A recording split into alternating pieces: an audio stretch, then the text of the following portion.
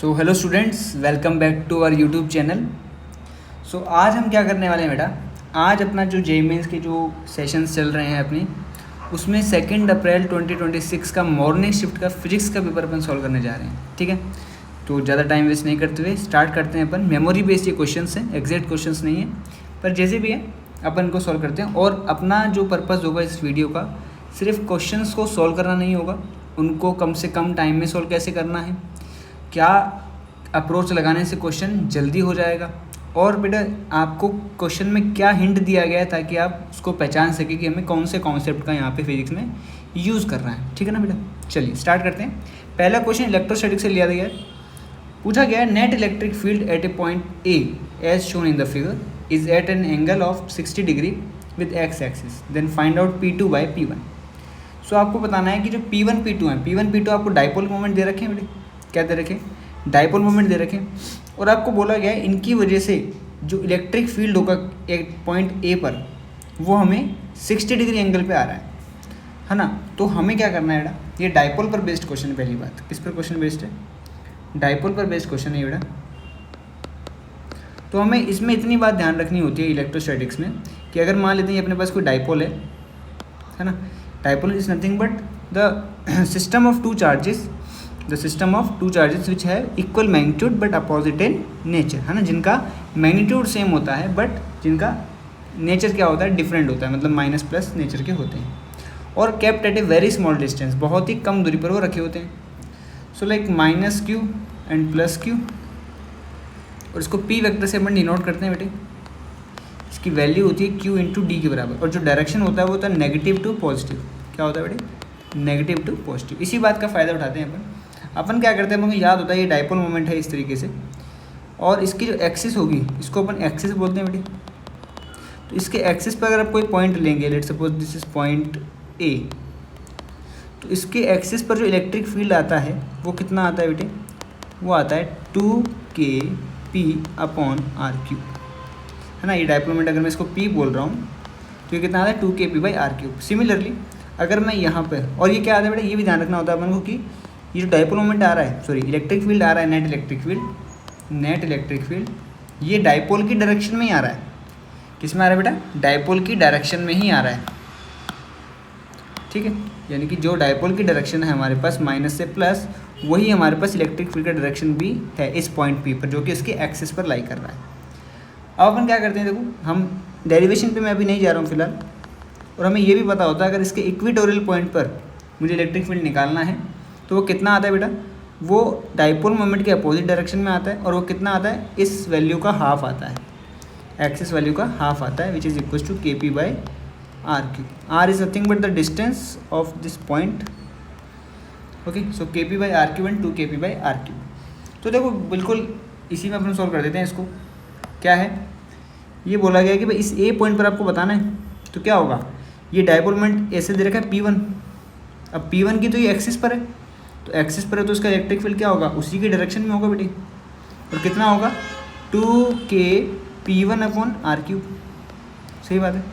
अच्छा सर, अब क्या होगा, ये जो ए वाला पॉइंट है ये उसको P2 की क्या है, इक्वेटोरियल पोजीशन पे है, P2 की क्या है, इक्वेटोरियल पोजीशन। तो P2 का डायरेक्शन अगर ऊपर है तो इस पर जो इलेक्ट्रिक फील्ड होगा उसका डायरेक्शन कहाँ होगा, नीचे होगा, और कितना होगा, एक्सिस वाली का हाफ होगा, एक्सिस वाली के, या फिर ऐसा बोल सकते हैं अपन kp बाई आर क्यूब होगा। ठीक है ना, क्योंकि अलग अलग डाइपोल तो हाफ बोलना सही नहीं रहेगा। kp2 upon R cube. अब ये दो वेक्टर हैं, because we know electric field is a vector quantity, तो उसको वेक्टर की तरह अपन ऐड कर देंगे भाई। ये आ गया नेट इलेक्ट्रिक फील्ड। अब इसने खुद ने ये बोला है क्वेश्चन में कि आपको 60 डिग्री एंगल पे figure show is at an angle of 60 degree with the X axis, यानी कि ये जो एंगल आपको दिया गया है, ये एंगल बेटा 60 डिग्री है एक्स एक्सिस के साथ। तो हम यहाँ पे क्या लगाएंगे, इस तरीके से हम लिख सकते हैं कि भाई ये हमारे पास जो है वो है 2kp1 अपॉन आर क्यूब, तो ये जो हमारे पास है वो है kp2 अपॉन आर क्यूब, और इनका रिजल्टेंट कुछ इस तरीके से आ रहा है 60 डिग्री एंगल पे। तो मैं लिख सकता हूँ ये ई नेट हो गया मेरे पास, ये हो गया tan 60 degree, sorry tan 60 degree, tan theta लगा दिया मैंने इस ट्राइंगल में, तो tan थीटा कितना हो जाएगा बेटा, परपेंडिकुलर अपन ये बेस, तो परपेंडिकुलर कितना हो गया, k P2 upon R cube upon base कितना हो गया भाई 2K P1 upon R cube. तो ये कैंसिल आउट हो जाएगा। तो 1060 का वैल्यू कितना हो जाता है भाई √3 होता है।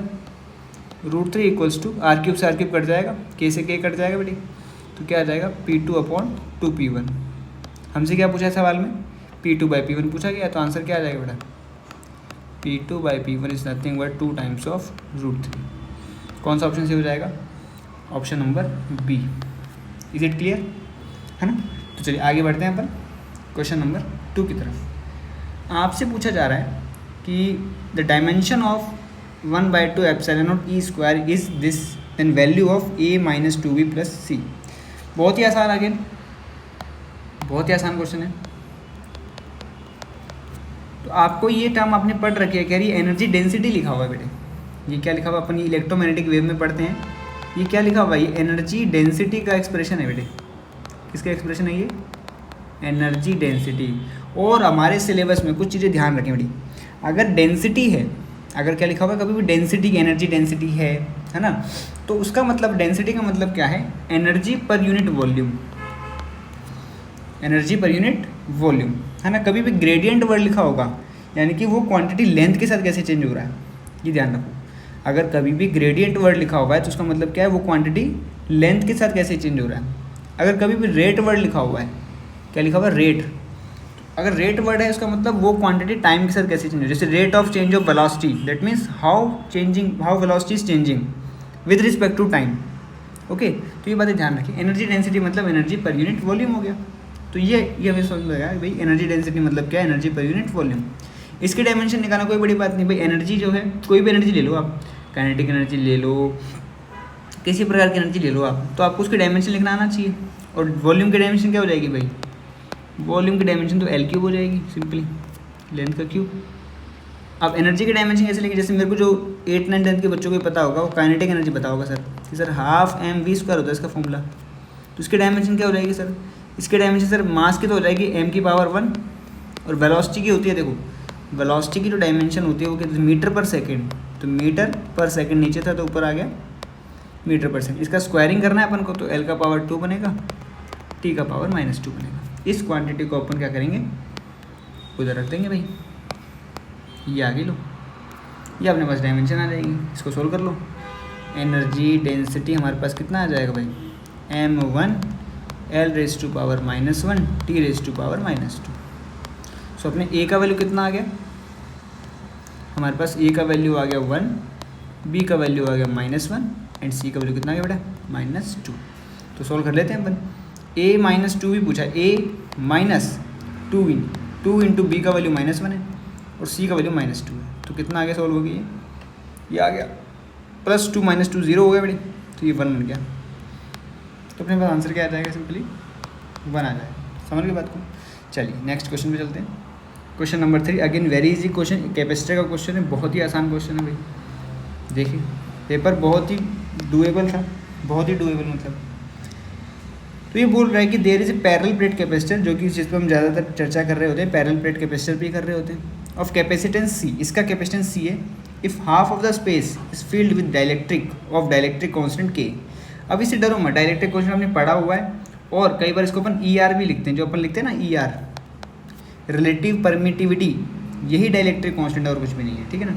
ऐसा भी बोल दो चाहे ऐसा बोल दो, एक ही बात है, कोई समस्या नहीं आएगी भाई। अब बोल रहा है कि जब आपने इसको इंसर्ट किया हाफ स्पेस में, then find the percentage increase in capacitance. तो किसी भी चीज़ में परसेंटेज कैसे निकालते हैं भाई? पहली बात तो ये पता होनी चाहिए परसेंटेज चेंज कैसे निकालते हैं। वो होता है कोई भी चीज़, कोई भी क्वांटिटी मान लेते हैं अपन, ठीक है ना। जैसे कैपेसिटेंस चल रहा है यहाँ पे, तो final minus initial upon initial, percentage में निकालना है तो अपन इंटू 100 कर देते हैं। कोई भी क्वांटिटी, वेलोसिटी में परसेंटेज चेंज, मोमेंटम में परसेंटेज चेंज, काइनेटिक एनर्जी में परसेंटेज चेंज, एनर्जी में परसेंटेज चेंज, तो कभी भी आपको निकालना हो परसेंटेज चेंज कैसे निकालते हैं बेटे? Final minus initial upon initial into 100, ठीक है।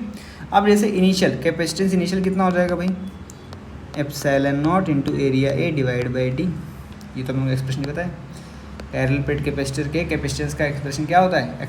ε0 into A divide by D। अब आपने क्या किया? आपने इस कैपेसिटर में आधा क्या कर दिया? आधे कैपेसिटर में इस तरीके से आपने इसमें क्या कर दिया है, एक डाइलेक्ट्रिक को फिल कर दिया है हाफ पार्ट में। तो मैं इसको ऐसा डायग्राम बना दे रहा हूँ। यहाँ आपने हाफ पार्ट में क्या करा है, डाइलेक्ट्रिक को फिल कर दिया है। तो ये d/2 हो गया। तो अगर टोटल d था तो ये भी d/2 हो जाएगा भाई। यहाँ पर तो एरिया है अपने पास, यहाँ पर तो एरिया। तो मैं इस सर्किट को ऐसे बता सकता हूँ, ये सर्किट का इस कैपेसिटर को मैं ऐसे लिख सकता हूँ कि ये किसके बराबर होगा, ये ऐसे वाला बना लेते हैं अपन एक, ये सीरीज में लगे हुए दोनों, सीरीज में लगे हुए दोनों। तो इस तरीके से अपन बना सकते हैं बहुत ईजी। ठीक है, इसका कैपेसिटेंस कुछ भी होगा, मान लेते हैं C1, ये होगा कैपेसिटेंस C2।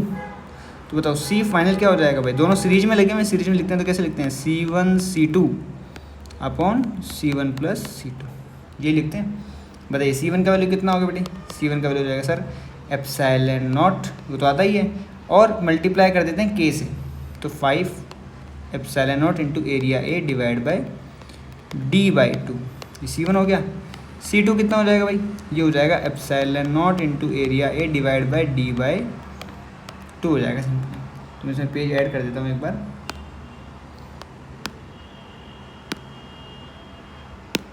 ठीक है, तो देखो यहाँ सोल्व कर देते हैं अपन इसको।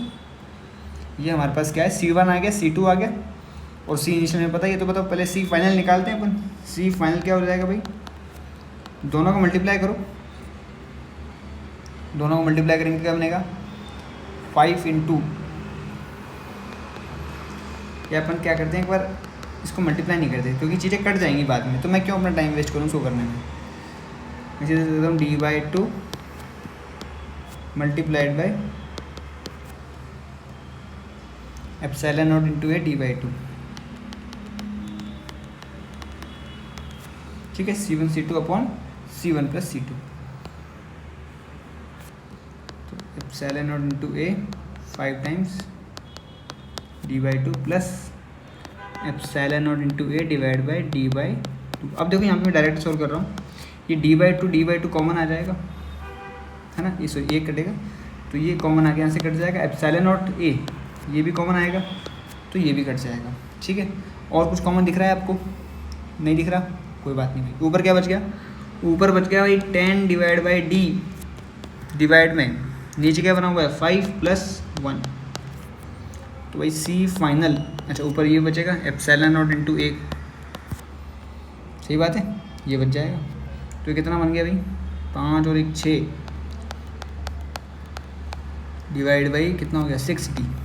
इसको सिंप्लीफाई करके अपन 5/3 epsilon not into A divide by d लिख सकते हैं। तो फाइनल आ गया। तो परसेंटेज चेंज ये कितना हो जाएगा भाई, final minus initial upon initial multiplied by 100। बहुत ही सिंपल सा है, सोल्व कर लेते हैं।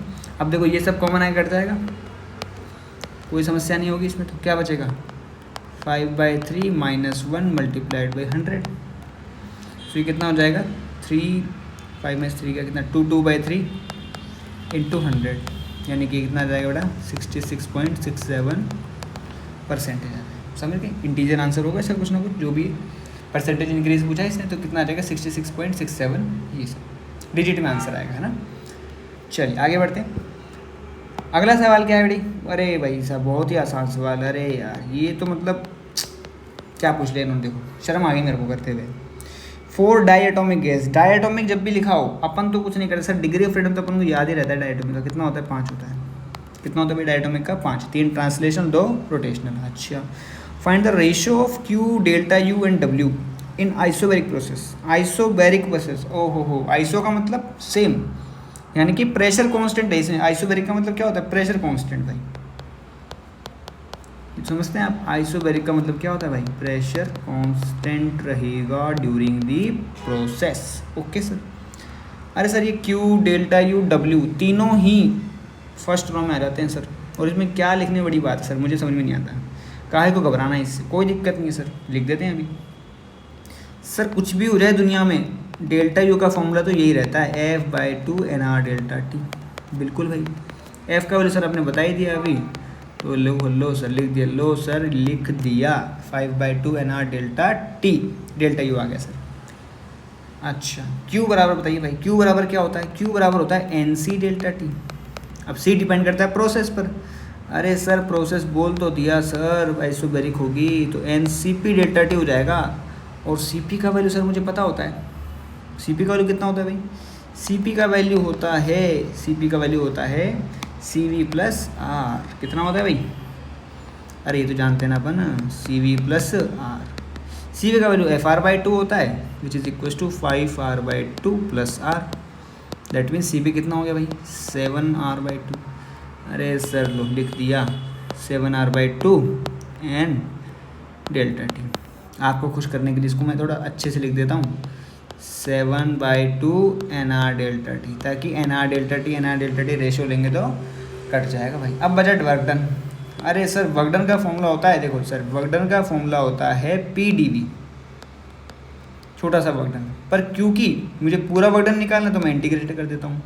और मुझे पता है क्योंकि प्रेशर कांस्टेंट है ड्यूरिंग द प्रोसेस, तो मैं P को बाहर निकाल सकता हूँ। तो मेरे पास सिंप्लीफाई हो के वर्क डन का जो वर्क डन बाय गैस का जो फॉर्मूला होगा, dV का इंटीग्रेशन क्या हो गया? Delta V। सो P डेल्टा V हो गया सर। और P डेल्टा V को मैं इजीली NR डेल्टा T भी लिख सकता हूँ। तीनों पैरामीटर मेरे पास आ गए भाई। रेशो ले लेते हैं इनका, कर लीजिए भाई रेशो से, क्या ही है इसमें। अब लो भाई बन गई बात। चलो तो क्या आ जाएगा? Q बता दो, Q कितना आ गया भाई मेरे को? 7/2 NR डेल्टा टी कट जाएगा। रेशो डेल्टा U में क्या आया था भाई? 5/2। लो भाई और क्या बचा? वर्क डन कितना है? NR डेल्टा टी वो कट गया, ठीक है, बच गया। 2 से इसको मल्टीप्लाई कर देते हैं तो 7/5/2। अरे भाई आ गया आंसर। चल कौन सा ऑप्शन आ रहा है? आ रहा है क्या? 7/2 आ गया भाई। वेरी गुड, आगे बढ़ जाइए। चलिए क्वेश्चन नंबर 5। चलिए भाई फटाफट आ जाइए। क्वेश्चन नंबर 5 बिल्कुल ही formula based question, single slit diffraction पे है। आपको लैम्डा दे रखा है भाई, विड्थ ऑफ स्लिट भी दे रखा है, मतलब कि आपको A दे रखा है ना। A बोल दो या D बोल दो, अपन विड्थ ऑफ स्लिट को D बोल देते हैं। तो D दे रखा है 0.2 mm। आपको लैम्डा भी दे रखा है भाई, कितना दे रखा है? 628 नैनोमीटर। बोला गया है find the angular width of the central maxima in degree में बताना है भाई। हमें पता है जब भी हम थीटा की वैल्यू किसी भी फॉर्मूले में रखते हैं तो किस में रखते हैं? रेडियन में रखते हैं सर। और अगर वो निकल के भी आ रही है तो किस में निकल के आएगी? रेडियन में निकल के आएगी सर। तो सर मेरे को पहली बात तो आपको एंगुलर विड्थ का फॉर्मूला याद होना चाहिए। So angular width of central maxima, angular width of central maxima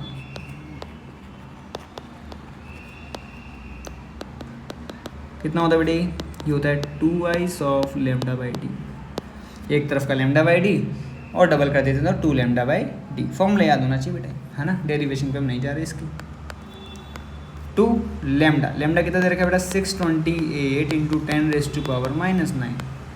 divide कर देंगे इसको बेटे इससे स्मॉल डी से, यानी कि उसके विड्थ ऑफ स्लिट से, तो which is equal to 0.2 into 10⁻³ because MM में गिवन है आपको, सब यूनिट काम ऐसे में ही चल रहा है। तो ये 2 से 2 कट जाएगा भाई, कट जाएगा सर, कट जाएगा भाई। अब देखो इसको ऊपर भेज देंगे ऊपर तो ये कितना बनेगा? 1 + 1। इसको भी ऊपर भेज देते हैं, ये बन जाएगा कितना? +3। तो अपने पास आ गया 628 इंटू 10⁻³ और 1 4, 9 में से 5 गया, 9 में सर गया 5 माइनस का 5। अरे सर ये तो ऑप्शन में दिख ही नहीं रहा सर। बेटा दिखेगा भी नहीं क्योंकि ये आंसर किस में आया है? रेडियन में। इसको कन्वर्ट करना पड़ेगा किस में? डिग्री में। तो रेडियन को डिग्री में कैसे कन्वर्ट करा जाता है? मल्टीप्लाई करते हैं बेटी 1/180/π से।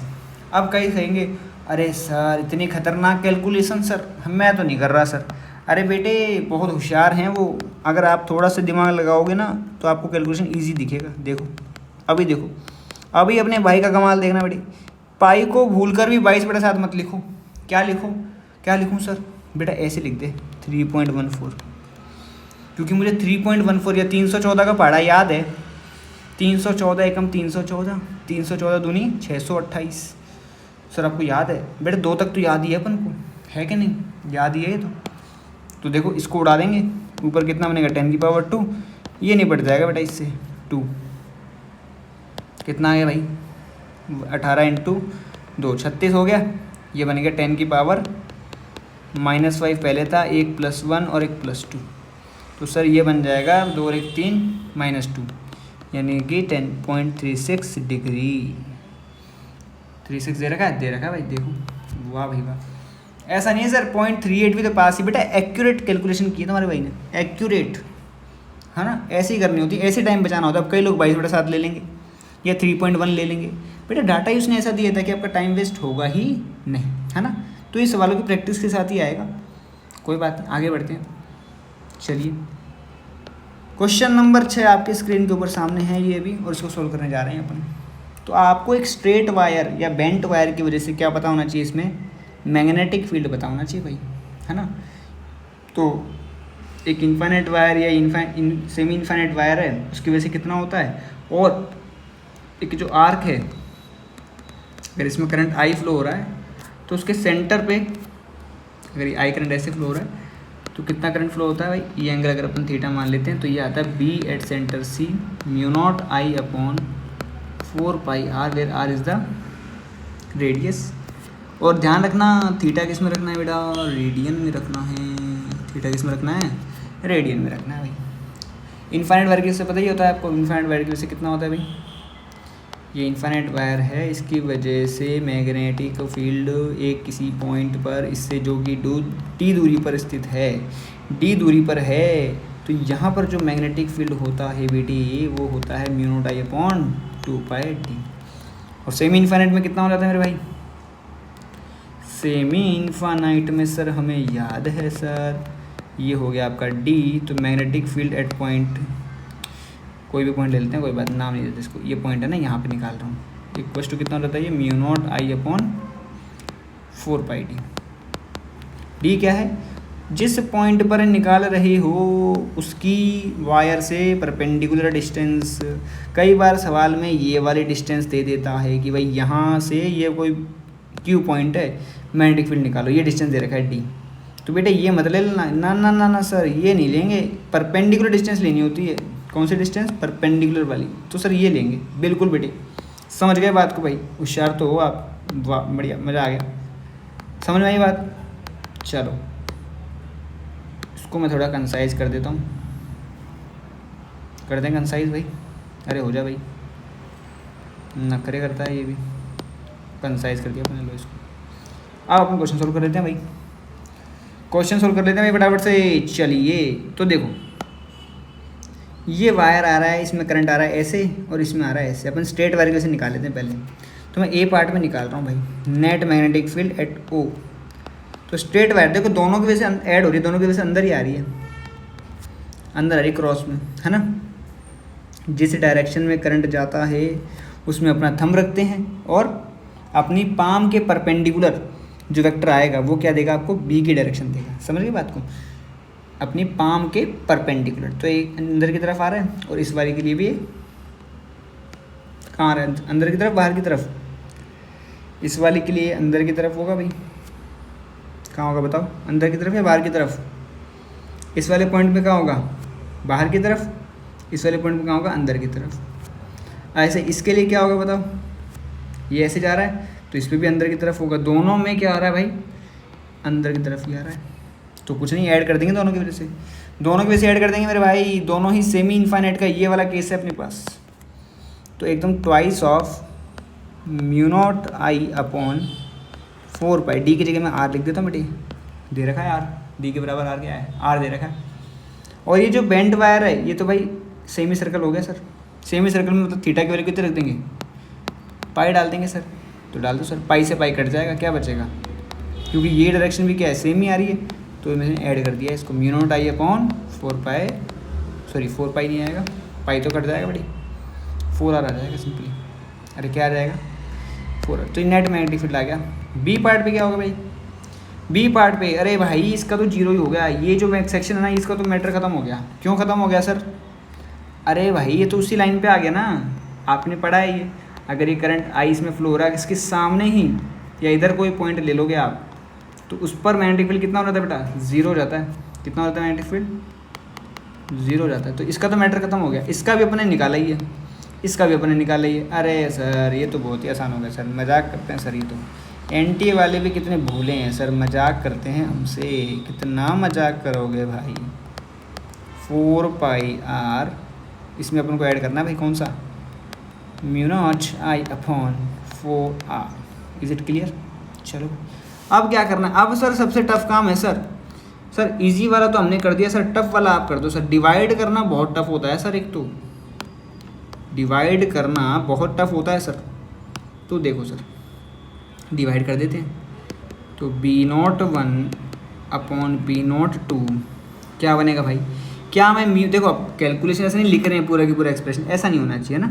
तो जब अपन डिवाइड करेंगे तो अपन को पता है कि mu not I upon r, ये जो एक्सप्रेशन है ये वाला mu not I upon r, ये वाला expression mu not I upon r, ये सभी में कॉमन है। तो ये क्या हो जाएगा, कॉमन आगे कट जाएगा, तो बेटा क्या बनेगा, ऊपर बनेगा 1/8 प्लस 1/4, नीचे क्या बनेगा भाई 1/4 प्लस 1/4। अब इसको सॉल्व कर लेंगे बेटी। तो देखो 1/4 अगर कॉमन लूँगा तो वो भी कट ही रहा है, 1/4 अगर कॉमन ले लेंगे तो क्या बन रहा है 1/2 प्लस 1, और नीचे बन जाएगा कितना 1/π प्लस 1, तो ये बन जाएगा कितना 2π plus 1/2π divide by pi plus 1/π। तो इसको सोल्व करने पर ये आ जाएगा, पाई से पाई कैंसिल आउट हो जाएगा, क्या बनेगा 2 बनेगा, तो ये बन जाएगा पाई प्लस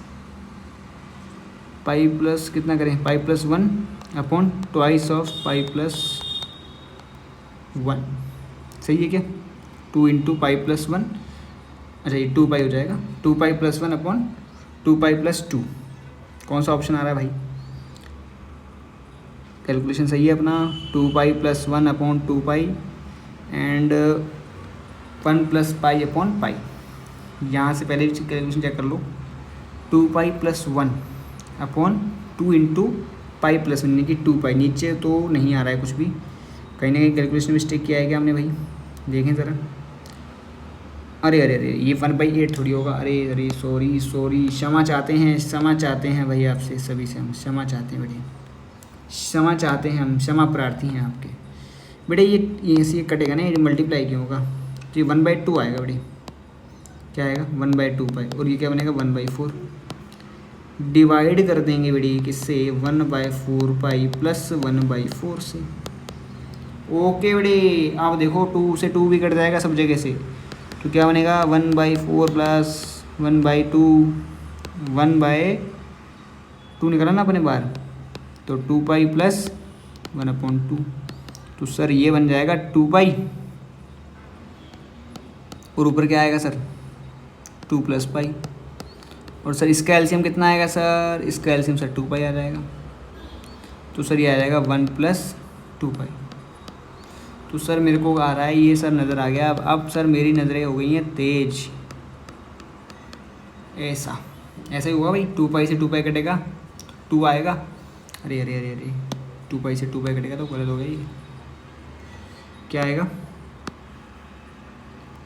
ये आएगा भाई 2π से 2π कटेगा 2 बनेगा, और 2 से 2 कट गया क्या बनेगा पाई, कितना आ जाएगा 2 + π/2 + π, ये आंसर आ जाएगा भाई। कौन सा ऑप्शन आएगा, ये वाला। कैलकुलेशन का थोड़ा सा आपको ध्यान रखना पड़ेगा, समझ वाली बात। चलो नेक्स्ट क्वेश्चन। अरे भाई ये क्या बोला भाई, काफ़ी खतरनाक सा इक्वेशन दे रखा है, पर देखते हैं समझ जाएगा, बात तो वो देखें भाई, बात को गंभीरता से लेंगे। अच्छा पहली बात तो 3 ही लेने का क्वेश्चन है तो इजी रहेगा, है ना, कोई बात नहीं। फाइंड दी वेव वेलोसिटी, अरे वेव वेलोसिटी, अरे भाई वेव का इक्वेशन दे दिया, वेव वेलोसिटी पूछ लो, ओहो हो, इससे आसान तो कुछ होगा ही नहीं दुनिया में। वेव वेलोसिटी भाई क्या होता है, coefficient of T upon coefficient of x, T का गुणांक अपॉन एक्स का गुणांक, ठीक है ना बेटे। अरे सर क्या ही कर, ये तो एनटीए वाले ना बेइज्जती करते हैं अपनी भाई, ऐसे सवाल थोड़ी पूछे जाते हैं, बेकार। कोफिशिएंट ऑफ टी कितना है भाई 200, अच्छा, और हमें वेव वेलोसिटी मीटर पर सेकंड में निकालनी पड़ेगी, एक्स वाई किस में दे रखे हैं सेंटीमीटर में, तो कोफिशिएंट ऑफ टी ये है, अपॉन कोफिशिएंट ऑफ एक्स कितना है भाई 1/150, तो ये जो स्पीड आएगी किस में आएगी भाई सेंटीमीटर पर सेकंड में ही आएगी, तो ये कितना बनेगा भाई, ये हो जाएगा 200 × 150। अब इसको मल्टीप्लाई करना पड़ेगा 10⁻⁻2 से, क्योंकि ये किसमें सेंटीमीटर में था तो मीटर पर सेकंड हो जाएगा यहाँ से, तो इससे ये कैंसिल आउट हो जाएगा, क्या बचेगा 300 मीटर पर second. Is it clear? Sorry, ये अपना आंसर आ गया। चलो भाई नेक्स्ट क्वेश्चन पे। ओहो हो, नेक्स्ट क्वेश्चन तो खतरनाक लग रहा है भाई। अरे भाई खतरनाक है, देखो क्या बोला है आपको, पोजीशन वेक्टर दे रखा है सर। अरे भाई पोजीशन वेक्टर दे रखा है, कोई दिक्कत नहीं है sir. 10t² i cap plus 5t³ j cap. ओहो सर, अपन को मास भी गिवन है सर, टेंशन नहीं लेने का सर। 0.1 kg का मास भी गिवन है सर अपन को। अच्छा बेटी, तो बोल रहा है t = 1 सेकंड पे चर्चा करो। अरे सर ये तो मजाक हो गया सर। सर ऐसा एक्सप्रेशन देख के बोल रहा है t = 1 पे चर्चा करो। अरे तू t = 1 पे छोड़, मैं तो किसी भी टाइम पे चर्चा कर सकता हूँ। मुझे तो टाइम का ही फंक्शन पता है हर चीज़। तो 1 छोड़ो, 2, 3, 4, 5, 2.5, 0.6 किसी पे भी चर्चा कर सकता हूँ मैं। कोई बात नहीं, भोला है तो मान जाते हैं। पहले क्या पूछा, मोमेंटम बताना है भाई t = 1 पे। तो भाई मोमेंटम का फॉर्मूला तो बहुत तगड़ा होता है भाई, P = mv, है कि नहीं। तो भाई वेलोसिटी तो निकालना पड़ेगा। अब वेलोसिटी कैसे निकालते हैं सर, पोजीशन को एक बार डिफरेंशिएट कर दो बेटी, तो क्या आ जाएगी, वेलोसिटी आ जाएगी। कर देते हैं भाई, 20t i cap, 20t i cap plus कितना हो जाएगा भाई, 15t² j कैप। आई के बाद समझ में। अरे सर वेलोसिटी आ गई, मास भी पता है, कर दो सर, कर दो सर, काहे शर्मा रहे हो। t की जगह 1 डाल देते हैं भाई, है ना। अच्छा वेक्टर फॉर्म में पूछा है, कोई दिक्कत नहीं है भाई। 15 × 1 का स्क्वायर j कैप। शर्माने का नहीं, वैल्यू डालने का और आंसर लाने का। 0.1 से करेंगे तो बनेगा 2 i कैप, ये कितना हो जाएगा 15 यानी कि 1.5 j कैप। यानी कि पहला स्टेटमेंट इस भाई का बिल्कुल सही रहेगा। ओके, अगला है फोर्स।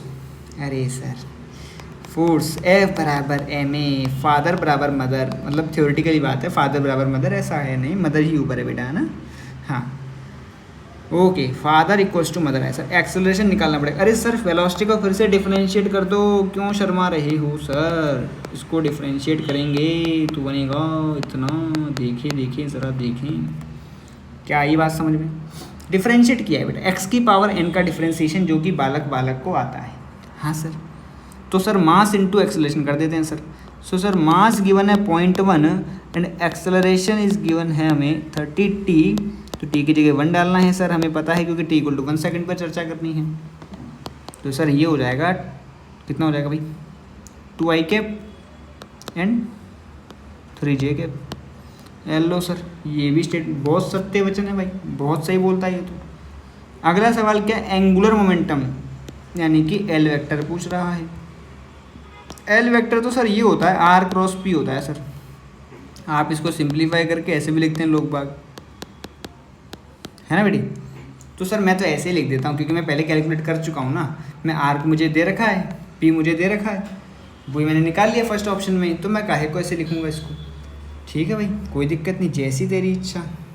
चलिए नेक्स्ट पेज पे इसको सोल्व कर देते हैं, थोड़ा एक पेज ऐड कर देते हैं अपन। देखो भाई अब कैसे निकालते हैं ये आपको पता होगा भाई। आर वेक्टर अपन को 1 सेकंड पे चर्चा करनी है, तो आर वेक्टर कितना हो जाएगा 1 सेकंड पे, 10 i कैप, है ना। और ये हो जाएगा 10 i cap plus 5 j cap. और p वेक्टर कितना हो जाएगा भाई 1 सेकंड पे, अभी निकाला ही है, 2 i cap plus 1.5 j cap.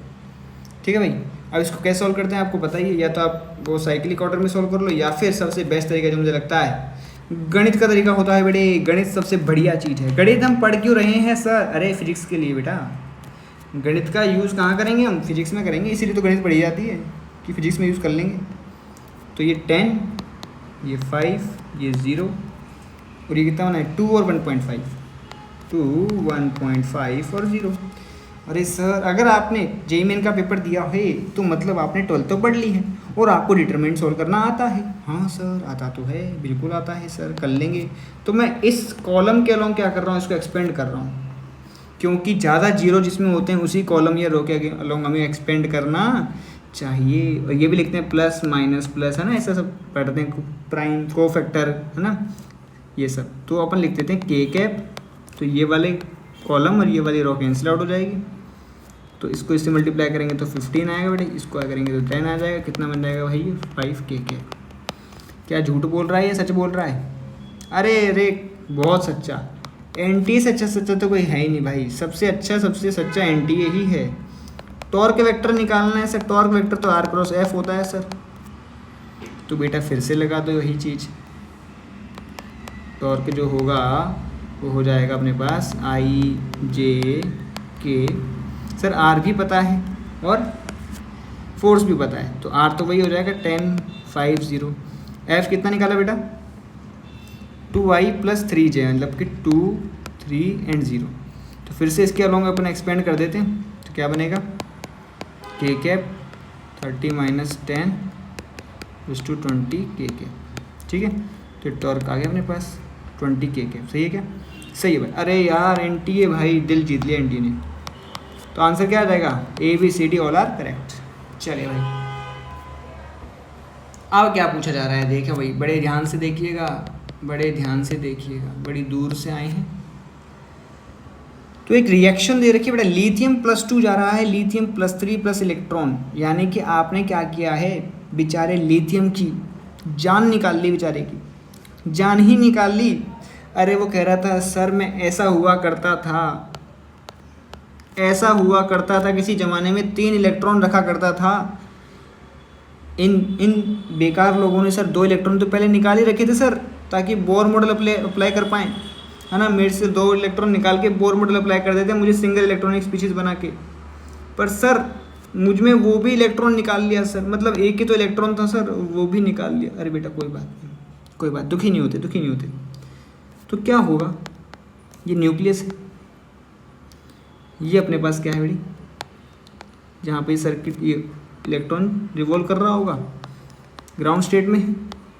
बाकी तो फिर इसकी अदर एक्साइटेड स्टेट होंगी। हमें क्या करना है इसको, ये भी n = 1 में है, हमें क्या करना है भाई, इसको भी निकाल देना है ना, आयनाइज करना है इसको। तो हम क्या करना पड़ेगा, इलेक्ट्रॉन को कहाँ पहुँचाना है, इन्फिनिटी पे, है कि नहीं? हाँ भाई, तो ये आयनाइजेशन एनर्जी के बराबर है, और आपको ionisation energy of ground state of hydrogen atom दे रखी है। अच्छा सर, यानी कि मुझे क्या गिवन है कि अगर हाइड्रोजन के ग्राउंड स्टेट में कोई इलेक्ट्रॉन पड़ा हुआ है तो उसको निकालने के लिए कितनी एनर्जी चाहिए। अरे मैं तो कह रहा हूँ किसी के भी ग्राउंड स्टेट में कोई इलेक्ट्रॉन है तो उसको निकालने के लिए जो आयनाइजेशन एनर्जी चाहिए या जो एनर्जी चाहिए वो क्या होता है भाई, वो होता है E∞ - E1 ग्राउंड स्टेट। इसी आयनाइजेशन एनर्जी की डेफिनेशन ही ये होती है ना, कि ग्राउंड स्टेट से निकालने के लिए कितना आपको एनर्जी रिक्वायर्ड होगा। तो ये होता है E∞ - E1। इन्फिनिटी में एनर्जी कितना होता है बेटे, 0 - E1, यानी कि फर्स्ट ऑर्बिट में एनर्जी कितना होता है, -13.6 Z² n की वैल्यू हो गई 1, तो 1 का स्क्वायर। क्योंकि हाइड्रोजन बोला है, क्योंकि क्या बोला है भाई, हाइड्रोजन, तो 10⁻⁻18 ये किसके बराबर है भाई सर, ये बराबर है -13.6 × Z² के, इसके बराबर है सर, ये ऐसा बोला गया है सर। और ये सर ये जो एनर्जी आती है ना सर, ये सर एनर्जी इलेक्ट्रॉन वोल्ट में आती है सर, ये एनर्जी इलेक्ट्रॉन वोल्ट में होती है। तो इलेक्ट्रॉन का वैल्यू और रखना पड़ेगा यहाँ पे आपको। अच्छा बेटे, अच्छा अच्छा अच्छा, आपको सर एनर्जी ये हाइड्रोजन की दे रखी है, लिथियम का चाहिए अपन को। तो मैंने क्या कहा, आयनाइजेशन एनर्जी तो कुछ भी हो क्या होती है, E∞ - E1, तो लिखा तो वही जाएगा 13.6, तो ये माइनस माइनस प्लस हो जाएगा यहाँ पे, तो 13.6 Z²। अब Z की जगह यहाँ पे क्या रखेंगे भाई, यहाँ पे हाइड्रोजन की जगह मैंने 1 रख दिया था, यहाँ पे ये 1 होगा यहाँ पे। तो कितना बन जाएगा, Z² अपॉन n², n की वैल्यू फिर से वही 1, तो भाई रख देते हैं। ये अपन को निकालना है, तो 13.6 × Z² की वैल्यू सर, ये तो गिवन है सर, ये तो गिवन है सर, और ये वैल्यू रख देंगे अपन यहाँ पे। ये वैल्यू कितनी रखेंगे, 1.6 × 10⁻⁹19, समझ गए क्या। इस फैक्टर की वैल्यू दे रखी है आपको 13.6 इंटू क्या चीज़, 13.6 और ये 1², इसकी वैल्यू कितनी की मैंने भैया आपको, जूल में अगर बात करूँगा मैं तो ये कितना आ जाएगा, ये इलेक्ट्रॉन वोल्ट है ना, तो ये आपको दे रखा है कितना, आपका आंसर जूल में चाहिए। सो 2.17 × 10⁻18 divide by 1.6 × 10⁻19, into Z square मतलब 3 का स्क्वायर 9। समझ गए क्या बात को? ये समझाने के लिए मैंने इतना किया है, बाकी तो आप इसको आप सोल्व कर सकते हैं। अब कितना सोल्व करेंगे, ये ई का वैल्यू अपन को रखना पड़ेगा। देखो एक बार सही लिखा है क्या अपन ने, given ionization energy for ground state of hydrogen atom is this. तो हमने ग्राउंड स्टेट के लिख दिया भाई, है ना। ये है हमारे पास इतना। एक काम करते हैं ना, ये ज़्यादा गड़बड़ी होगी, अपन इसको आसान करने के लिए क्या करते हैं ना, ये इलेक्ट्रॉन वोल्ट में है तो जूल को इलेक्ट्रॉन वोल्ट में कन्वर्ट कर लेते हैं एक बार, ताकि इससे कट जाए। ऐसा कर सकते हैं क्या? थोड़ा इजी करने की कोशिश कर रहा हूँ मैं इसको। देखो आप सवाल तो हो ही जाएगा, इसको इजी करने के लिए अपन क्या करते हैं इसको, ये चीज़ समझ में आ रही है आपको यहाँ तक? इन्फिनिटी माइनस E1 रखेंगे, इन्फिनिटी का वैल्यू 0 हो जाएगा, माइनस ऑफ माइनस हो जाएगा 13.6 into Z square by n square. यहाँ जेड का वैल्यू अपने पास 3 है, क्योंकि इसका एटॉमिक नंबर लिथियम का कितना होता है भाई? लिथियम का एटॉमिक नंबर कितना होता है मेरे भाई? लिथियम का एटॉमिक नंबर होगा 3, हाइड्रोजन हीलियम लिथियम, तो 3 का स्क्वायर कितना हो गया 9। और इसकी वैल्यू मुझे दे रखी थी 13.6/1 स्क्वायर। इसको मल्टीप्लाई करेंगे किससे? इलेक्ट्रॉन वोल्ट से। तो ये जो वैल्यू है वो अपने पास कितनी आ रही है भाई? वो आ रही है, ये पूरी मल्टीप्लाई करके ही दे रखी है, वैल्यू रखने की जरूरत नहीं है। ये जो मल्टीप्लाई करोगे इस दोनों को, तो ये टू मिला के जूल में कन्वर्ट हो गया, तो वो यही निकल के आ रही है। तो ये करने की जरूरत भी नहीं है अपन को, ठीक है ना। तो सिंपली आप इसको सिर्फ मल्टीप्लाई कर दो, आपका बहुत ही आसानी से काम बन जाएगा। अब इसको 9 से मल्टीप्लाई कर दो भाई। सर 9 का टेबल, 9 के टेबल के पीछे सर जब बचपन में बहुत मार खाई सर हमने, अभी भी खानी पड़ेगी बेटी, मिल गए मेरे को और कहीं तो 9 दूनी 18 मतलब वही 19 पॉइंट समथिंग कुछ आएगा। अच्छा सारे ऑप्शन वैसे ही दे रखे हैं, कोई बात नहीं, कोई बात नहीं बेटा, बेसिक से जाएंगे। बेसिक से देखो ये होता है बेसिक। 9 7 63, 63 की 3 हासिल 6, 9 1 9 9 6 15, 15 की 5 हासिल पाई 1, 9 दूनी 18 और 1 19, 19.53। लो सर, बिल्कुल बेसिक से बताया सर ने, बिल्कुल बेसिक से बताया सर ने भाई। लो भाई सोल्व हो गया। कौन सा ऑप्शन आ जाएगा? ये वाला ऑप्शन आ जाएगा भाई, फर्स्ट ऑप्शन। चलो आगे बढ़ते हैं फटाफट से, रफ्तार को थोड़ा बढ़ा देते हैं अपन अब। चलिए बेटी रफ्तार को बढ़ाया जाए, रफ्तार को बढ़ाया जाए भाई। आपको इलेक्ट्रोमैग्नेटिक वेव दे रखी है इक्वेशन भाई, वेव की इक्वेशन इलेक्ट्रोमैग्नेटिक वेव की, और आपको बोला है पार्टिकल का स्पीड भी दिया हुआ है। अच्छा सर, तो मैग्नेटिक फोर्स और इलेक्ट्रिक फोर्स ऑन चार्ज, इनका रेशियो पूछा है। तो बेटा आपको क्या पूछा गया है? Magnetic force upon electrostatic force जो है उसका, इलेक्ट्रिक फोर्स का। तो मैग्नेटिक फोर्स कितना होता है भाई? QVB, और इलेक्ट्रिक फोर्स कितना होता है भाई? QE। ये तो कट जाएगा भाई। ये पार्टिकल की वेलोसिटी, इसको मैं V लिख देता हूँ। ये मैग्नेटिक फील्ड है भाई, B क्या है? मैग्नेटिक फील्ड है, और ये E है, E क्या है? Electric field. समझे बात को? समझे क्या भाई? अब अपन को पता है कि E की वैल्यू तो पता है अपन को, B की वैल्यू नहीं पता भाई। B की वैल्यू नहीं पता, कोई बात नहीं। अपन को एक चीज़ तो पता होती है, E बराबर B इंटू सी, पर वो वैक्यूम में लिखते हैं C स्पीड ऑफ लाइट, तो मैं इसको लिख देता हूँ E into B times wave velocity, ऐसा लिख रहा हूँ। E बराबर BC होता है ना, तो किसी और मीडियम में उसके लिए आपको ये वेव स्पीड दे रखी है। तो बताइए ये कितना बनेगा, यहाँ से सोल्व करके बताओ। E बाई बी, हमें E बाई बी का वैल्यू हो जाएगा VW। समझ गए? यहीं से निकाला है ये। E बाई बी किसके इक्वल है? वेव वेलोसिटी के इक्वल है। तो ये अपना आंसर हो जाएगा। अब सर वेव वेलोसिटी इस पार्टिकल की दे रखी है कितनी? 1.5 इंटू 10⁻⁶। और वेव वेलोसिटी कितनी होती है सर? अरे सर अभी बताया, एक ही पेपर में 2 सवाल पूछ लिए वैसे के वैसे। Coefficient of T upon coefficient of x, coefficient of T कितना है बेटा? अपॉन कोफिशिएंट ऑफ एक्स कितना है? 1/150। समझ गए? तो यहाँ से हमारे पास रेशियो आ जाएगा FB upon FE equals to, ये बन जाएगा भाई कितना? 1.5 इंटू 10⁵, 10⁸8, ये कितना बनेगा भाई? 150। ये कटेगा यहाँ पे 10 से, ठीक है। तो 10 की पावर 9 यानी कि कितना हो जाएगा? 5 में से 9 गया 4, माइनस का 2 कहीं मिस किया क्या हमने? नहीं लगता मुझे तो। 10⁻⁻4, 1 मिनट चेक कर लेते हैं भाई। वोल्ट पर मीटर में दिया है, E का वैल्यू निकालने की जरूरत नहीं है अपन को। चार्ज पार्टिकल दे रखा है, अच्छा सेंटीमीटर में दिया होगा एक्स किस में दे रखा है? सेंटीमीटर में दे रखा है और टी इसमें सेकंड में ही, ठीक है। तो ये जो निकल के आएगा ये भी किस में आएगा भाई, सेंटीमीटर पर सेकंड निकल के आएगी वेव वेलोसिटी। तो इसको अपन क्या करेंगे भाई, इसको डिवाइड कर देंगे, इसको कर देंगे मल्टीप्लाई 10⁻² से। तो ये ऊपर जाएगा तो क्या बन जाएगा, यहाँ पे भी 10⁻² बनेगा, क्या हो जाएगा +2, ये हो जाएगा 10⁻² मीटर पर सेकंड। समझ गए बात। आंसर अपन को हमेशा किस में देना होता है, मीटर पर सेकंड में। आगे की बात समझ में, किसी को कोई समस्या भाई इस सवाल में नहीं। चलो आगे बढ़ते हैं। आ जाओ भाई, मॉडर्न फिजिक्स का एक और सवाल देख लेते हैं भाई, इसको भी निपटा देते हैं भाई। क्या बोल रहा है, angular momentum of electron in a hydrogen atom is 3h/2π, then find out the energy of the electron in the orbit. अरे बेटे कितना आसान सवाल पूछेगा बे।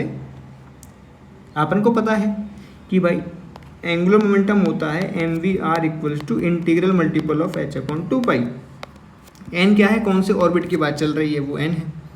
तो इसने तो दे ही दिया, ये किसके बराबर है, 3h/2π के। तो अगर मैं कंपेयर करूँगा तो बेटा थर्ड ऑर्बिट की एनर्जी पूछ रहा है आपसे, इलेक्ट्रॉन का, जब इलेक्ट्रॉन जो थर्ड ऑर्बिट में उसका एनर्जी पूछ रहा है। तो हमें तो पता है ना, और हाइड्रोजन एटम है, इसकी तो बेटा याद ही होती है। E1 कितना होता है, -13.6 इलेक्ट्रॉन वोल्ट। E2 कितना होता है बेटा, -1.51, सॉरी -3.4, -3.4 इलेक्ट्रॉन वोल्ट। E3 कितना होता है बेटे, -1.5 इलेक्ट्रॉन। ये सब आपको याद रखनी होती है बेटे, -0.85 इलेक्ट्रॉन वोल्ट। E5 कितना होता है बेटे, -0.54 इलेक्ट्रॉन। ये सब आपको इलेक्ट्रॉन हाइड्रोजन की एनर्जी याद होनी चाहिए भाई, डिफरेंट एक्साइटेड स्टेट्स में। समझ गए बात। और बाकी किसी के निकालने हैं तो क्या ट्रिक होती है बता देता हूँ, बाकी कभी डिटेल में बात करेंगे। एनर्जी किसी की भी निकालने तो क्या करते हैं, एनर्जी ऑफ हाइड्रोजन की निकाल लो, उसके × Z² कर देते हैं। एग्जाम्पल के लिए बताया था कि लिथियम +2 के 4th ऑर्बिट की एनर्जी निकालनी है, 4th ऑर्बिट में जो इलेक्ट्रॉन है उसकी एनर्जी निकालनी है। तो क्या हो जाएगा बेटा, हाइड्रोजन के 4th की लिख दो, हाइड्रोजन का 4th कितना है 0.85 माइनस का इंटू जेड किसका है, लिथियम का। तो लिथियम का स्क्वायर कितना हो जाएगा, लिथियम 3 पे आता है, 3 का स्क्वायर 9, आपके पास एनर्जी आ जाएगी। आई बात समझ में। चलो आ जाइए भाई, क्वेश्चन नंबर 12। क्वेश्चन नंबर 12 क्या बोल रहा है कि सर एक आपको स्ट्रेस निकालना है। सर स्ट्रेस तो बहुत है सर, पेपर के बाद भी और पेपर के पहले। बेटा स्ट्रेस नहीं लेना है, स्ट्रेस निकालना ही होता है बस, अपन को लेना नहीं है लाइफ में स्ट्रेस, है ना। एक सर्टेन लिमिट तक ही लेना है स्ट्रेस। चलो कोई बात नहीं। और इस सवाल ने कोई स्ट्रेस दिया नहीं है एक्चुअली, ये बोल रहा है कैसे वायर रहेगा आपको, जिसका वेट आपको W दे रखा है। देखना वेट दे रखा है, मास नहीं दे रखा, मतलब mg कैलकुलेट करके दे रखा है W। और एक और आपने कोई यहाँ पे लोड लगा रखा है जिसका वेट भी W है। बोल रहा है यहाँ से L/3 दूरी पर, यहाँ पर स्ट्रेस निकालना है बेटा आपको। तो भाई ये स्ट्रेस में आ क्यों रहा है, ये जो क्रॉस सेक्शन है स्ट्रेस में क्यों आ रहा है, क्योंकि इसको नीचे वाले पार्ट को संभालना है, ये जाने नहीं दे रहा किसी को। तो यानी कुल ना कि इसमें इंटरनल फोर्स टेंशन निकाल देनी है। तो बता दीजिए भाई, नीचे वाले पार्ट का अगर मैं FBD बनाऊँगा तो ये पार्ट है L/3 लेंथ का, थोड़ा अच्छा बनाए इसको, ठीक है। और एक ये पार्ट है मेरे पास। तो अगर पूरी लेंथ L है और उसका वेट W है, तो L/3 का वेट कितना होगा बेटा, W/3, और इसका वेट W होगा। तो नीचे फोर्स कितना लग रहा है, W/3 और W दोनों लग रहे होंगे। इन दोनों को संभाल कौन रहा है, यहाँ पे जो टेंशन या इंटरनल फोर्स होगा वही है कि नहीं भाई। और स्ट्रेस क्या होता है बेटे, स्ट्रेस क्या होता है, वही internal force per unit area. तो वो इंटरनल फोर्स कितना है, टेंशन के बराबर ही तो है बेटा, टेंशन अपॉन एरिया। टेंशन किसके बराबर, क्योंकि ब्लॉक कहीं जा तो नहीं रहा ये सिस्टम, तो यानी कि ऊपर वाला फोर्स बराबर नीचे वाला फोर्स। तो यानी कि W/3 + W/A। अब ऑप्शन के अकॉर्डिंग देखो, हमें W/A चाहिए तो W/A इधर ले आते हैं, प्लस और क्या चाहिए W/3 है। अब इसने 2 ये कर रखा है, तो क्या करेंगे, ऊपर नीचे 2 से मल्टीप्लाई डिवाइड कर देते हैं इस पे उसमें। तो 2W/ क्या बन जाएगा 6 से। तो कंपेयर करेंगे तो गामा किसके बराबर आ जाएगा बेटे, 6 के बराबर आ जाएगा, ठीक है। चलिए बड़ी, चले आगे बढ़ते हैं। सवाल संख्या 13, बहुत ही शानदार क्वेश्चन नहीं है ये, बिल्कुल ही घटिया क्वेश्चन है भाई, शर्म आ गई मुझे सॉल्व करते समय।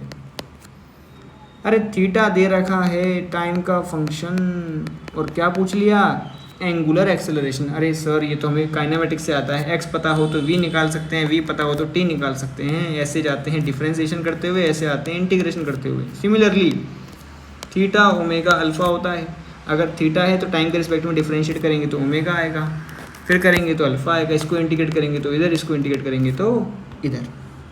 तो हमें तो एंगुलर एक्सेलरेशन निकालना है, तो बेटा एक बार डिफ्रेंशिएट करेंगे यानी कि D theta by D T निकालेंगे तो कितना आ जाएगा बेटी, 4 से 4 कट जाएगा, क्या बनेगा T cube plus 2t। Similarly again differentiate करेंगे, that means D omega by D T को, तो ये आ गया एंगुलर एक्सेलरेशन कितना आ गया 3t स्क्वायर प्लस 2। ये तो किसी भी टाइम टी पर है सर, मुझे तो पर्टिकुलर टाइम पे निकालना है, t इक्वल्स टू 1 पे पूछा है भाई ने, तो बता दो भाई को क्या दिक्कत है। 3 + 2 कितना आ गया 5 रेडियन पर सेकेंड स्क्वायर, तो ये आंसर आ जाएगा भाई। क्लियर, चलो आगे आ जाओ। क्वेश्चन नंबर 14 क्या बोला है, ए wooden cubical block of relative density. आप देखो रिलेटिव डेंसिटी आपने केमिस्ट्री में भी पढ़ा होगा, रिलेटिव डेंसिटी है ना, रिलेटिव स्पेसिफिक डेंसिटी, ये सब हमारे लिए आप इतना सा ध्यान रखें फिजिक्स में, कभी भी स्पेसिफिक डेंसिटी बोलते, रिलेटिव डेंसिटी बोलते, सिंपल सा मीनिंग हमारे पास क्या है। रिलेटिव डेंसिटी को मैं जनरली आर से डिनोट करता हूँ, आर से डिनोट कर देते हैं इसको। इसका मतलब सिंपल सा है, density of material upon density of water at 4 degree Celsius, simple, बस और कुछ भी नहीं। होती सब अलग अलग हैं, स्पेसिफिक डेंसिटी अलग होती है, रिलेटिव डेंसिटी अलग होती है, ये बात ठीक है, वो केमिस्ट्री में आप लोग पढ़ते रहिए, पर हम फिजिक्स में आपको कभी मिल जाए स्पेसिफिक डेंसिटी तब भी यही मतलब है, और अगर स्पेसिफिक रिलेटिव डेंसिटी मिल जाए तब भी यही मतलब है, स्पेसिफिक ग्रेविटी मिल जाए तब भी हम फिजिक्स में यही लेते हैं जनरली, ठीक है। हमारे वो काम नहीं, तो डिफरेंशिएशन हम उसमें नहीं कर रहे होते, ठीक है, क्योंकि हमारा पर्पज़ अलग है, हमारा एप्लीकेशन वहाँ पे अलग है। तो density of material upon density of water at 4 degree Celsius, और 4 डिग्री सेल्सियस पे वाटर का डेंसिटी कितना होता है भाई 1000 kg/m³ बोल दो SI यूनिट में, या फिर 1 ग्राम पर cc बोल दो CGS यूनिट में। एक वुडन ब्लॉक है जिसका आपको रिलेटिव डेंसिटी दे रखा है, जब भी आपको रिलेटिव डेंसिटी दे रखा होगा इसका मतलब आपको डेंसिटी ऑफ वुड पता लग गया ना, मटेरियल क्या है वुड है, तो आर का वैल्यू कितना दे रखा है बेटा 0.4, तो अगर मैं SI में बात कर रहा हूँ तो 0.4 × 10⁻³ इसका क्या आ गया, यानी कि 400 kg/m³ क्या आ गया भाई वुड का डेंसिटी आ गया भाई। चलो तो ये आ गया। अब ये कह रहा है कि ऐसे कुछ फ्लोट कर रहा है भाई, और ये क्यूबिकल है, मतलब हर साइड कितने की होगी 10 सेंटीमीटर की होगी। तो when a coin is placed on the block it dips by 0.3 centimetre. अच्छा जी, यानी कि ये वाटर में है अभी कुछ ना कुछ उसका पार्ट डूबा रहेगा भाई, ऑब्वियस ही बात है। अच्छा कोई बात नहीं, फ्लोट कर रहा है। अच्छा जी, ये कह रहा है कि जैसे ही आपने इस पर कुछ कॉइन रखा तो ये कुछ एक्स्ट्रा पार्ट, ये कितना ये दिया है 0.3 सेंटीमीटर, इतना डिप कर गया, ये एक्स्ट्रा है, ये पहले भी कुछ डिप कर रहा था, उससे मुझे मतलब नहीं है। क्यों मतलब नहीं है, क्योंकि आपको वेट ऑफ कॉइन पूछा है भाई, पहले कॉइन नहीं था तो पहले इतना पार्ट डूबा हुआ था जो मैंने वाइट से शो किया हुआ है। अब आपने जैसे ही कॉइन रखा तो ये कुछ नीचे आ गया। अब आपको पता है कि सर सिस्टम तो अभी बैलेंस्ड है, फ्लोट तो कर ही रहा है ना, तो यानी कि जो इसका mg था वो तो इतने पानी जो डिस्प्लेस हुआ था उसके बायंसी ने वो तो संभाल ही रखा है। तो ये जो एक्स्ट्रा पानी डिस्प्लेस हुआ है ये किसके वेट को संभालेगा, कॉइन के वेट को। आप चाहो तो पूरा प्रोसीजर से भी कर सकते हो, पर ये जल्दी करने का तरीका है भाई। आई बात समझ में भाई, जो वेट ऑफ वुड था पहले वो तो जो बायंसी जो वाटर डिस्प्लेस हो रखा है ना, ये जो पहले वाला वाइट के अंदर इसने इसको बैलेंस कर ही रखा है ना। अब जैसे आपने यहाँ पे एक कॉइन ऐड किया तो कुछ नीचे चला जाएगा, यानी कि ज़्यादा थोड़ा वाटर और डिस्प्लेस हुआ, तो ये जो वाटर डिस्प्लेस हुआ है तो इसकी वजह से जो बायंसी लगेगा बेटा उसने किसको बैलेंस कर लिया है, हमारे कॉइन को बैलेंस कर लिया है। तो क्या मैं बोल सकता हूँ कि जो एक्स्ट्रा बायंसी आया है, extra buoyant force, extra buoyancy जो आया है अपने पास, एक्स्ट्रा बायंट फोर्स किसके बराबर होगा भाई, वेट ऑफ कॉइन के बराबर होगा सर। आप चाहे तो इसको एक्स वगैरह मान के पूरा कट के सेम ही आ जाएगा, मैं इसको भी जल्दी करने की कोशिश कर रहा हूँ। तो एक्स्ट्रा बायंसी कितना आएगा भाई, बायनेंसी क्या होता है? Volume of submerged rho into G. मुझे पूरे वॉल्यूम सबमर्ज नहीं लेना, मुझे क्या लेना, सिर्फ एक्स्ट्रा पार्ट। कितना एक्स्ट्रा? कॉइन को रखने पर कितना एक्स्ट्रा बायनेंसी क्रिएट हुआ। तो वॉल्यूम क्या होता है भाई? Area into length. तो एरिया तो हो जाएगा 100 इंटू 10⁻²। सेंटीमीटर स्क्वायर था, मीटर स्क्वायर में कन्वर्ट कर दिया। तो वॉल्यूम को लिख रहा हूँ, एरिया लिख दिया इंटू लेंथ कितना था भाई? 0.3। और ये हो गया भाई, समझ गए क्या? और ये 10 का स्क्वायर तो ये 4 हो जाएगा ना भाई। वी वॉल्यूम लिख दिया भाई, एक्स्ट्रा जो आया था वॉल्यूम इंटू वी रो किसका आता है? लिक्विड का। लिक्विड का रो कितना दे रखा है भाई? वाटर का रो ये देखा 400। अरे बाप रे, सॉरी वुड का है वो। तो वाटर का कितना है भाई? वाटर का दे रखा है आपको 1000। वाटर का तो पता ही होता है अपन को। और जी कितना आ जाएगा? जी का मतलब 10 आ जाएगा भाई। और क्या, ये वेट ऑफ कॉइन आ जाएगा मेरे पास। कितना आ जाएगा? सॉल्व कर लेते हैं अपन। 10⁻⁻4 10⁻2 यानी 10⁻6 ये बनेगा। और 3 और 2 5 और एक 6 ये बनेगा, यानी कि सब कैंसिल आउट हो जाएंगे बेटे। क्या बचेगा? वेट ऑफ कॉइन सीधा 0.3 न्यूटन आ जाएगा भाई। आंसर क्या आ जाएगा बेटे? 0.3 न्यूटन। चलो आगे बढ़ते हैं। ओके सर, आ जाइए सर, आ जाइए भाई। 2 spares are connected with a conducting wire ES1 and ES2 are the electric field at surface of spare at equilibrium। अच्छा, दोनों स्पेयर पहले अलग अलग थे, आपने क्या किया? उसको कंडक्टिंग वायर से ऐड कर दिया। अब होगा क्या? कंडक्टिंग वायर से जब आप ऐड कर, जब भी दो कंडक्टर्स को टच में लेके आते हो थ्रू, मतलब फिजिकली टच करा के या फिर कंडक्टिंग वायर से, तो एक्चुअली उसमें क्या होता है? दोनों का अगर पोटेंशियल अलग अलग है तो उनमें चार्ज फ्लो होने लगता है बेटा। चार्ज फ्लो होगा बेटा। क्या होगा भाई?